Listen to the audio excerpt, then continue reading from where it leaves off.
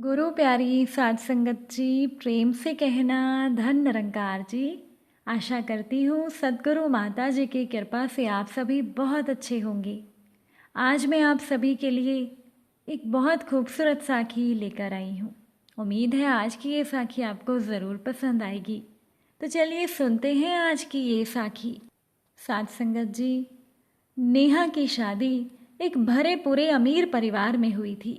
नेहा का मायका इतना समृद्ध नहीं था।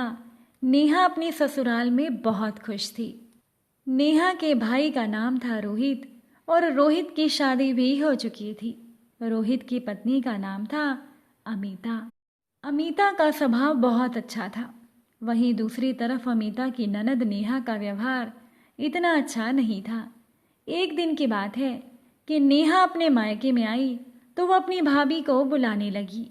जब अमीता वहाँ पर आई तो नेहा अपनी भाभी से कहने लगी, भाभी, जो सूट मैंने आपको सिलने के लिए दिए थे वो जल्दी से मुझे दे दीजिए। ये सुनकर अमीता कहने लगी, अरे दीदी, वो कपड़े तो अभी तैयार नहीं हुए। इस बात पर नेहा को बहुत गुस्सा आया। गुस्से में अपनी भाभी से बोली, आप ये कैसी बातें करती हैं? लगभग 1 महीना पहले मैं आपको सूट देकर गई थी, आपने अभी तक वो सूट नहीं सिले। केवल 4 सूट ही तो बनाने थे आपने। इस बात पर अमीता बोली, दीदी, पहले कुछ दिन मेरी तबीयत ठीक नहीं थी, उसके बाद आपके भतीजे की परीक्षा आ गई। अब आप ही बताइए, घर के काम और बच्चों की पढ़ाई के साथ मैं सिलाई का काम कब करती? ये सुनकर नेहा गुस्से में बोली, तो भाभी, सिलाई का काम रात में कर लेती, ऐसा भी क्या हो गया? मैंने ऐसा कौन सा इतना बड़ा काम दिया था आपको जो आपसे पूरा नहीं हो पाया? अगर 4 सूट मेरे बना देंगी तो आपको क्या फर्क पड़ जाएगा? अमीता बड़े ही परेशान होकर बोली, कोई बात नहीं दीदी, मैं आपके सूट तैयार कर दूंगी। अपनी बेटी की चिल्लाने की आवाज़ सुनकर वहाँ पर नेहा की माँ सुमित्रा जी भी आ गई और बेटी से बोली, इतनी ज़ोर से क्यों चिल्ला रही हो? नेहा कहने लगी, देखो ना माँ, मैंने भाभी को कुछ कपड़े सिलाई के लिए दिए थे, इन्होंने वो अभी तक तैयार नहीं किए। ये सुनकर सुमित्रा जी बोली, तू अपनी भाभी को इतना परेशान क्यों कर रही है? क्या तू नहीं जानती कि इसकी तबीयत कितनी खराब थी? फिर अब तेरी भतीजी की परीक्षा आ गई, 2-4 दिन बाद ये तेरा काम कर ही देगी। वैसे भी इसने तुझे कभी भी किसी काम के लिए मना नहीं किया। अब अपनी माँ की बातें सुनकर नेहा को और ज़्यादा गुस्सा आया।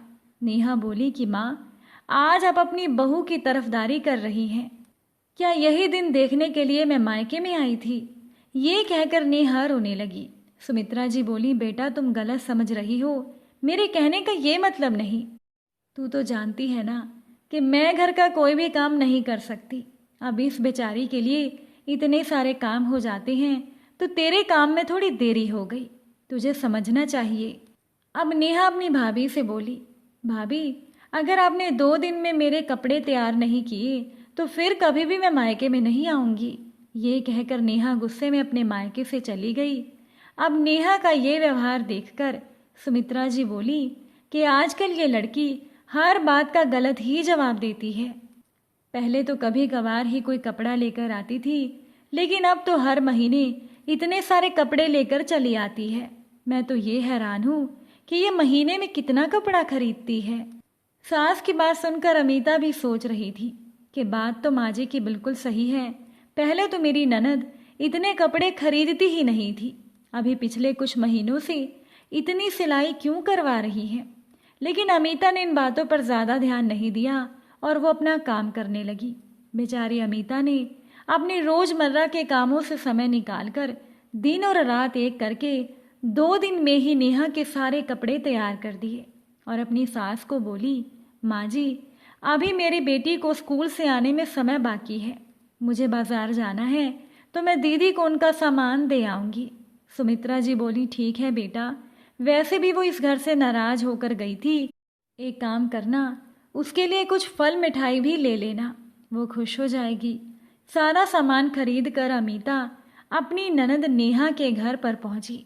नेहा का घर एक बहुत बड़ी सोसाइटी में था। अमीता अपने ननद के घर की तरफ जा ही रही थी कि तभी अमीता को उसी सोसाइटी में रहने वाली एक महिला, जिसका नाम था कुसुम, वो मिल गई। कुसुम ने बातों ही बातों में अमीता से पूछा, तुम किसके घर जा रही हो? अमीता बोली कि यहाँ पर मेरी ननद नेहा रहती है, मैं उसी के घर ही जा रही हूँ। ये सुनकर कुसुम बोली, अच्छा तो आप नेहा की भाभी हो। सच में तुम्हारी ननद तो बहुत होशियार है, और उसका तो कपड़े का काम कितना अच्छा चल रहा है। वो दूसरे शहर से बढ़िया कपड़ा लाती है और फिर उस कपड़े की कितनी अच्छी सिलाई करके सबको बेचती है। उसके सिले हुए कपड़े तो सभी को बहुत पसंद आते हैं। मैंने भी अभी उससे 2 सूट बनवाए थे और वो सूट बहुत ही सुंदर बने थे। तुम्हारी ननद नेहा तो एक सूट बनाने के पूरे 2,000 रुपये ले रही है, मगर मुझे उसका काम बहुत अच्छा लगा, इसलिए पैसे देने में दिल नहीं दुखता। वो बेचारी बहुत व्यस्त है, वरना समय पर सारा काम कर देती है। अभी मैंने कुछ समय पहले ही उसे 4 सूट बनाने के लिए दिए थे, पर वो बेचारी समय से बना नहीं पाई। क्या करें, बहुत व्यस्त है ना, वरना वो हर काम समय पर कर ही देती है। मुझसे कह रही थी कि 2 दिन रुक जाइए, तीसरे दिन मैं आपके सूट आपको तैयार करके दे दूंगी। अब ये बातें सुनकर अमीता को सारी बात समझते हुए देर नहीं लगी कि इतना बड़ा धोखा उसकी ननद अपने मायके वालों को दे रही है। अमीता के मन में ख्याल आया कि मेरी ननद मुझसे इतना काम करवाती है और यहाँ खुद दुकान खोल कर बैठी है, इतनी कमाई कर रही है, मेहनत मेरी, पैसा उसका। अमीता ने सोचा, अगर मैंने ये काम खुद शुरू किया होता तो आज मेरी भी कितनी कमाई होती। अमीता के मन में विचार आया कि ये नेहा ने बिल्कुल अच्छा नहीं किया। साथ संगत जी, अमीता एक गांव की लड़की थी। गांव में रहने वाली अमीता की शादी रोहित से हुई। अब अमीता के ससुराल में उसकी सास सुमित्रा जी और एक बड़ी ननद नेहा थी।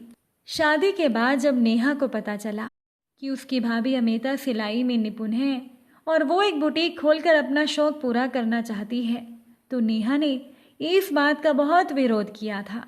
नेहा का कहना था कि हमारे घर की बहुएं दर्जी नहीं बना करती, हमारा भाई इतना कमाता है कि हमारी भाभी को कुछ भी करने की कोई ज़रूरत नहीं, और हमारे घर में तो आज तक किसी औरत ने ऐसा काम नहीं किया।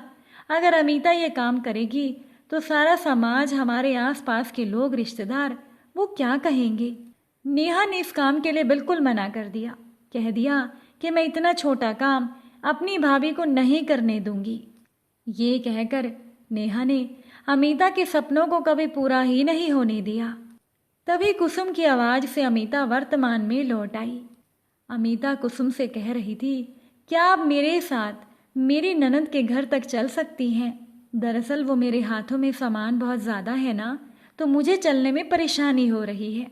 कुसुम ने कहा, हाँ हाँ क्यों नहीं, आप तो अपनी ही हैं, आपकी मदद करने में कैसी शर्म।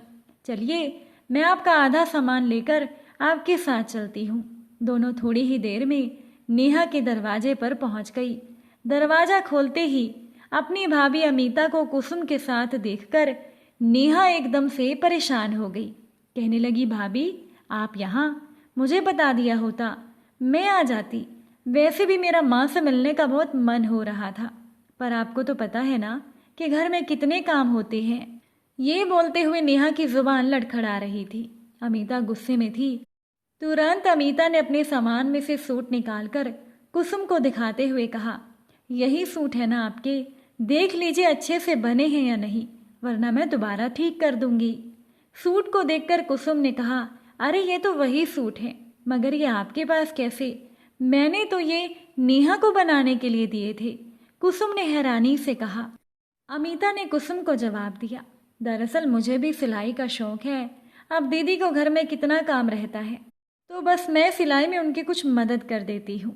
ये सुनकर कुसुम बोली, तुम दोनों ननद भाभी, तुम दोनों तो कितनी होशियार हो, और तुम दोनों के पास सिलाई का हुनर है।